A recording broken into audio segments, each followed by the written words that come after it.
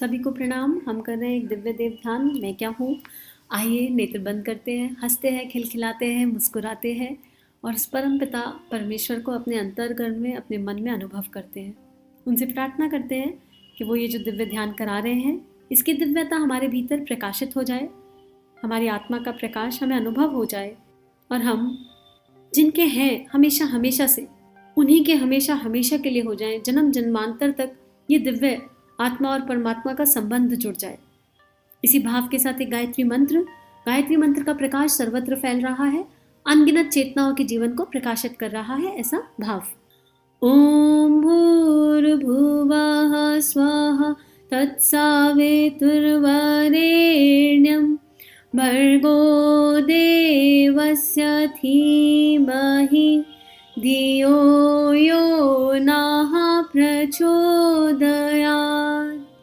आइए फिर से वही भाव करें कि यहाँ पे ना कोई पढ़ने वाला है, ना कोई सुनने वाला है। गुरु शक्ति ही है, उन्हीं का प्रकाश सर्वत्र है और हम जो सुन रहे हैं वो गुरु शक्ति का प्रभाव है, उनका भाव है, उनका लिखा है, उनका विचार है और इसको हम समझने की कोशिश कर रहे हैं उन्हीं के दिव्य सूक्ष्म संरक्षण में। तो भावना करेंगे कि हमारे गुरु का, जो भी हमारे गुरु हैं, हमारी गुरु शक्ति का, गुरु माँ का हाथ हमारे अंतःकरण पर है, हमारे हृदय पर है और वो हमें प्रेम से स्पर्श कर रहे हैं, उनका हमारा सिर सहला रहे हैं और एक आश्वासन दे रहे हैं कि तुम चलते चलो, हम तुम्हारे साथ हैं। एक आश्वासन दे रहे हैं कि बस तुम कोशिश करो, तुम्हारे हर प्रयास को हमारा संबल है और उसी के साथ स्वाध्याय को आगे बढ़ाते हैं। पिछली बार हमको ये समझ में आया कि गुरुदेव ने हमें हर तरीके से ये बात समझा दिया कि जीवन गतिशील है, हर चीज़ लगातार बदल रही है, स्वयं हमारे बारे में हमारी धारणाएं, हमारी विचारना, हमारी भावनाएं सब कुछ बदलती जा रही हैं और जब सब कुछ बदल रहा है तो वहाँ पर स्थिर क्या है, स्थित क्या है, फिक्स क्या है? फिक्स है वो दिव्य प्रकाश और हमें उसी प्रकाश तक जाना है। ये जो बदल रहा है ये मैं नहीं हूँ। फिर गुरुदेव ने हमें एक एग्जाम्पल दिया था मछली का और समुद्र का। आगे गुरुदेव लिख रहे हैं, उपयुक्त अनुभूति आत्मा के उपकरणों और वस्त्रों के विस्तार के लिए काफ़ी है।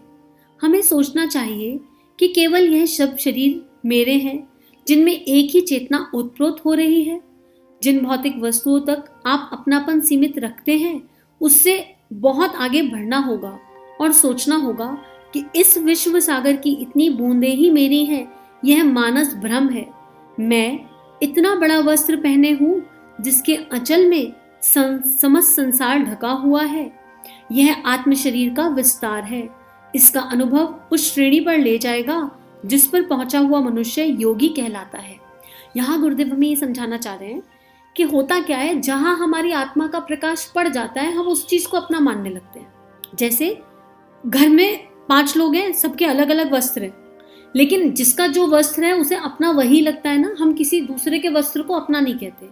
लेकिन जो मार्केट से हम अपने लिए खरीद कर लाए हैं उस पर हमारी आत्मा का प्रकाश पड़ गया और हम कहते हैं ये मेरा वस्त्र है। घर में 100 चीजें हैं, जो कॉमन यूज किया उनके लिए हम मेरा तेरा यूज नहीं करते। देखो घर में माइक्रोवेव भी है, क्या कोई इंडिविजुअल ये कहता है कि ये माइक्रोवेव मेरा है? नहीं कहता, क्योंकि घर में गैस भी है। जो कॉमन यूज की चीजें हैं वो पता है कि सबकी हैं और उस पर सबका बराबर अधिकार है, तो वहां पर वो इंडिविजुअलिटी नहीं आती कि ये मेरा है। लेकिन जो पर्सनल यूज की चीजें होती हैं उस पर हमारे आत्मा का प्रकाश एज एन इंडिविजुअल पड़ जाता है। मेरा मोबाइल मेरा है, घर में 10 मोबाइल होंगे पर आपका मोबाइल आपका ही होगा क्योंकि उस पर आपकी आत्मा का प्रकाश पड़ गया। ये गुरुदेव ने उपासना समर्पण योग वाग्मय में बहुत खूबसूरती से समझाया है। देव परिवार चैनल पर पूरा उपासना समर्पण योग वाग्मय ऑडियो बुक के फॉर्म में कन्वर्ट है विद एक्सप्लेनेशन, ठीक है। और बाई चांस कृपा से ये सारे अध्याय जिनमें ये बताया गया था वो अध्याय गुरुदेव ने मेरे से ही पढ़वाए थे, मेरे ऊपर बड़ी कृपा हुई थी। तो उसका जो चैप्टर 8, 9 और 10 है, जब वो आप सुनेंगे ना तो आपको इस वाले पैराग्राफ का डिटेल समझ में आएगा कि गुरुदेव क्या कहना चाह रहे हैं। बहुत दिव्यता से गुरुदेव ये बात बता रहे हैं। तो अब मुझे ये देखना है कि मेरी आत्मा का प्रकाश कहाँ कहाँ तक जा रहा है। जितना आपकी आत्मा का प्रकाश विस्तारित होगा उतना आत्मीयता का विस्तार हो जाएगा। अभी अपने सगे संबंधी अपने लग रहे हैं, केवल अपने, मेरा बेटा, मेरा पति, मेरी पत्नी, मेरा बच्चा, ये जो मेरा है जो केवल बॉडी कॉन्शियसनेस तक सीमित हो रहा है। जैसे ही इस मेरा का विस्तार होगा पूरी प्रकृति अपनी लगने लगेगी, पूरी विश्व वसुधा अपनी लगने लगेगी, सबकी पीड़ा अपनी पीड़ा अनुभव होने लगेगी। किसी दुखी को दुखी देख नहीं पाएंगे। इतनी करुणा मन में उठेगी, इतनी सद्भावनाएं मन में उठेंगी कि ऑटो पायलट मोड पर प्रार्थनाएं होने लगेंगी सामने वाली आत्मा की शक्ति के लिए और ये प्रार्थना में भय नहीं होगा कि ये ठीक हो जाए, ऐसा क्यों हो गया, रोना नहीं होगा, कल्पना नहीं होगा, दुख वाला रोना कल्पना। दिव्यता वाले आंसू आ सकते हैं, प्रेम के आंसू गिर सकते हैं, लेकिन दुख वाला नहीं होगा। तो गुरुदेव यही कह रहे हैं कि हम क्यों कहते हैं कि इतना बड़ा विश्व सागर है, इतना बड़ा प्रकृति है, और हम कह रहे हैं कि मेरा केवल इतना सा है इसमें। नहीं, इतना छोटा मत बनाओ अपने आप को। ये पूरी विश्व वसुधा मेरी है, हर कोई मेरा है और मैं सबका हूँ। क्योंकि जो सामने वाला अनुभव कर रहा है वो अनुभव ही मैं कर रहा हूँ। जब मुझे हर जगह अपनी कॉन्शियसनेस दिखने लगेगी, जब चाणक्य ये बात कहते हैं ना, केवल अपने अनुभवों से सीखोगे तो बहुत सारे जन्म लेने पड़ेंगे और कम पड़ जाएंगे जन्म, इसलिए सबके अनुभवों से सीख जाओ। तो चाणक्य का मतलब ये होता है कि हर कॉन्शियसनेस में तुम हो, ये समझ जाओ। तो अगर सामने वाले ने कुछ गलत किया मान लो और उसका परिणाम ठीक नहीं आया, ठीक है, तो मैं ये मान जाऊँ ना कि ये करके परिणाम ठीक नहीं आता है। अगर मुझे पता है कि झूठ बोलने का रिजल्ट क्या होता है और मैंने उसके रिजल्ट किसी और लाइफ में देख लिए, किसी और की कॉन्शियसनेस में देख लिए हैं, तो मैं वहीं से संभल जाऊँ ना, और उससे संभल के मैं कहूँ नहीं मुझे झूठ नहीं बोलना। और वही तो हम करते हैं। संतों के जीवन से हम क्या करते हैं, उनके अनुभवों से हम सीख रहे हैं ना। हमें पता है कि माँ मीरा की भक्ति की पराकाष्ठा ऐसी थी कि माँ अपने मोहन में समा गई, तो हमने उनके एक्सपीरियंस से ये सीख लिया कि ये सत्य हो सकता है। और क्योंकि और इसलिए कितनी मीरा बन रही है आज की डेट में, कितने ही लोग हैं जो भक्ति के उस पथ पर चलते जा रहे हैं, माँ मीरा को इष्ट मानकर बढ़ते चले जा रहे हैं। क्यों? क्योंकि उन्हें पता है कि किसी ने वो रास्ता देखा है। तो हम उनकी कॉन्शियसनेस में अपनी कॉन्शियसनेस को मिक्स करके चल रहे हैं ना। आज हम इस किताब को पढ़ रहे हैं तो किस आधार पर पढ़ रहे हैं, जान रहे, समझ रहे हैं कि हमने अपनी कॉन्शियसनेस को अपने गुरु शक्ति को समर्पित कर दिया है। उन्होंने शपथ लेकर कहा है कि मैंने ये रास्ता देखा हुआ है और मैंने ये रास्ता देखा है, तो आप मेरे साथ चलो। और क्योंकि हम उनसे कनेक्ट फील करते हैं तो हमारे हृदय की बात वहां पहुंच जाती है और उनके हृदय की बात हम तक आ जाती है। तो जैसे ही हम अपनी आत्मा के प्रकाश को किसी पर श्रद्धा, विश्वास, आस्था और प्रेम से टिकाते हैं, जैसे ही ये टिक जाता है, कॉन्शियसनेस वन हो जाती है। आप अपने गुरु से अलग फील करते हैं क्या? नहीं, क्योंकि कॉन्शियसनेस एक हो गई। हमारे गुरु ने अपने प्रेम का प्रकाश हम पर टिका दिया और हम मैग्नेट की जैसे खींचे चले गए, और अब वो कॉन्शियसनेस एक हो गई। अब हमको इसी प्रकाश को सर्वत्र टिकाना है, हर जगह बिठाना है। कहीं पर कोई पराया नहीं है, सब मेरे अपने हैं, क्योंकि हर जगह मैं ही हूँ। In every single particle, in every single being, it is me who is living life. Mahabharat का एक दृष्टांत आता है, बहुत सुंदर उसका चित्रण मैंने राधा कृष्णा में देखा।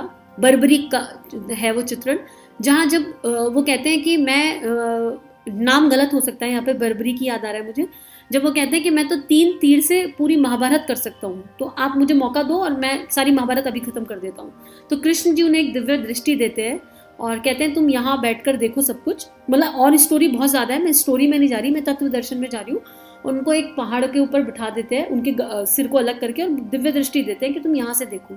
और जब वो देखते हैं सब जगह, तो उन्हें कृष्ण ही कृष्ण नजर आ रहे होते हैं हर जगह, कोई दूसरा है ही नहीं। पांडव भी कृष्ण है और कौरव भी कृष्ण है, स्वयं कृष्ण भी कृष्ण है, कोई अर्जुन नहीं है, कोई अलग कॉन्शियसनेस ही नहीं है, सारी कॉन्शियसनेस कृष्ण ही है।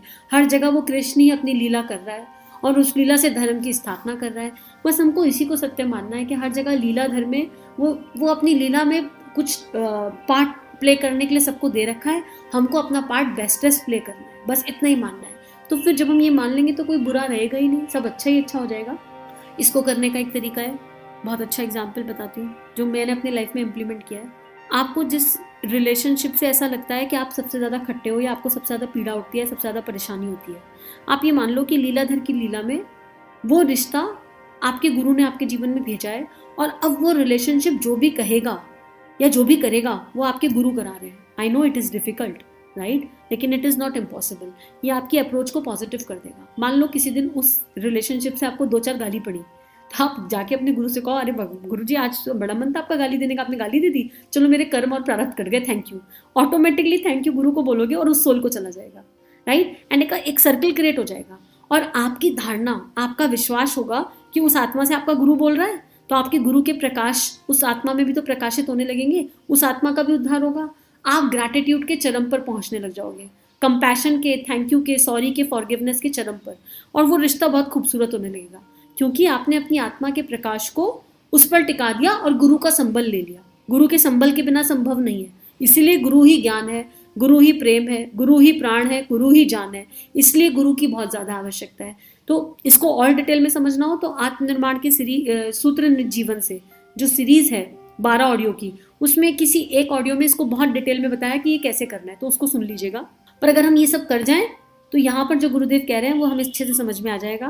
क्या कह रहे हैं? गीता के 6 अध्याय का 26वां श्लोक है, सर्वव्यापी अनंत चेतना में एक ही भाव में स्थित रूप योग से युक्त हुए आत्मा वाला तथा सबको समभाव से देखने वाला योगी आत्मा के संपूर्ण भूतों में और संपूर्ण भूतों को आत्मा में देखता है। डिफिकल्ट हो गया ना एकदम बहुत, तो इसको जाने दो, जो भी एक्सप्लेन किया ना वो सरल है और यही बात इसमें कही जा रही है। अगर इसके एक एक वर्ड को आप अलग अलग करो, सर्वव्यापी अनंत चेतना, वो अनंत चेतना जो सर्व जगह व्याप्त है, में एक ही भाव से स्थित रूप योग से युक्त, एक ही भाव, सब में एक ही भाव को देखना, समता के साथ सबको देखना, जो इस योग में स्थित हो जाता है, ऐसी आत्मा जो सबको समता के साथ देखने लगती है, उसको हर किसी में वो परमात्मा नजर आने लगता है, उसे संपूर्ण भूतों में और संपूर्ण भूतों में आत्मा दिखाई देने लगती है, यानी हर जगह वो प्रकाश महसूस होने लगता है, अनुभव होने लगता है, समझ में आने लगता है और जीवन एकदम प्रेमपूर्ण, सुंदर, दिव्य हो जाता है। तो आज के लिए इतना ही। सभी के लिए बहुत सारी प्रार्थना। एक काम करते हैं, एक गायत्री मंत्र करते हैं एक दूसरे के लिए प्रार्थना करते हुए कि अगर हम यहाँ तक आए ना तो भगवान जी साथ साथ जाएंगे और सबको, हर किसी की कॉन्शियसनेस को वो दे दो जो आप यहाँ समझा रहे हो, क्योंकि ये अनुभव से ही हो पाएगा। बिना अनुभव के कैसे इंसान चल पाएगा? तो हमें वो रास्ता दिखा दो कि हम इस अनुभव को जी सके अपने जीवन में। सभी के मंगल की प्रार्थना, एक गायत्री मंत्र और फिर स्वाध्याय का समापन। ओम भूर्भुवः स्वाहा तत्सवितुर्वरेण्यं भर्गो देवस्य धीमहि धियो यो नः प्रचोदयात्। सभी का जीवन गुरु शक्ति के दिव्य सूक्ष्म सानिध्य में मंगलमय है।